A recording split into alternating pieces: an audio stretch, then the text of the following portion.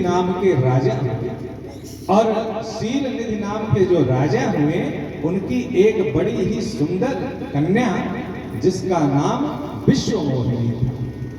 वो इतनी सुंदर थी महाराज कि पूरे विश्व में उसके समान कोई सुंदर स्त्री हो ही नहीं सकती, इसीलिए उसका नाम विश्वमोहिनी रखा। जो देखे वही मोहित हो जाए। और एक बार नारद जी विचरण करते निकल जा रहे थे आकाश मार्ग से, उनकी दृष्टि उस नगर पर पड़ी। भगवान की माया का प्रभाव। नारद जी ने कहा, मैं तो ब्रह्मांड में विचरता रहता हूं, आज तक इतना सुंदर नगर मेरे नजर से बचा रह गया, जाकर के देखता हूं। और आए नारद जी उस नगर में और राजा से मिलने के लिए। राजा पहचान गए नारद जी। कहा, आइए आइए महाराज, बड़े भाग्य हमारे जो आप यहाँ पधारे। नारद जी का स्वागत किया और अपनी पुत्री विश्वमोहिनी को बुलाया।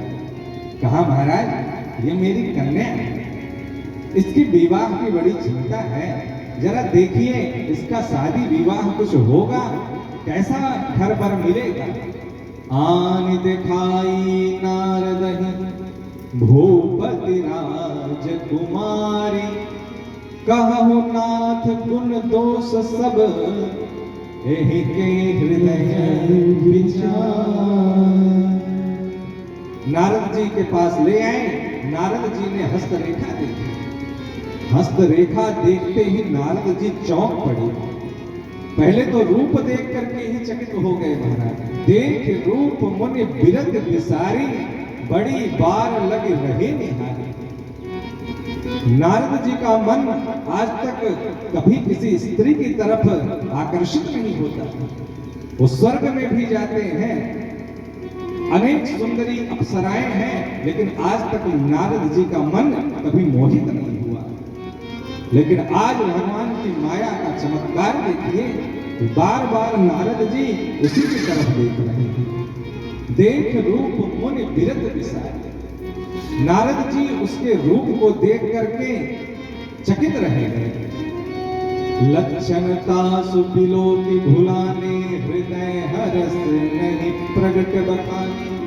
और उसके लक्षणों को देखकर और चौंक गए। जितनी ये सुंदर है उससे कहीं अधिक इसके लक्षण बड़े सुंदर दिखाई दे, क्योंकि स्त्रियों के लक्षण देख करके भी उनकी सुंदरता बढ़ जाती है।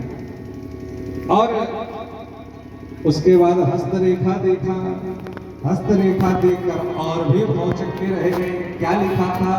लिखा था, जो एहि बरई अमर सोई होई, समर भूमि तेहि जीत न कोई, सेवहि सकल चराचर ताहि, बरई शील निधि कन्या जाहि।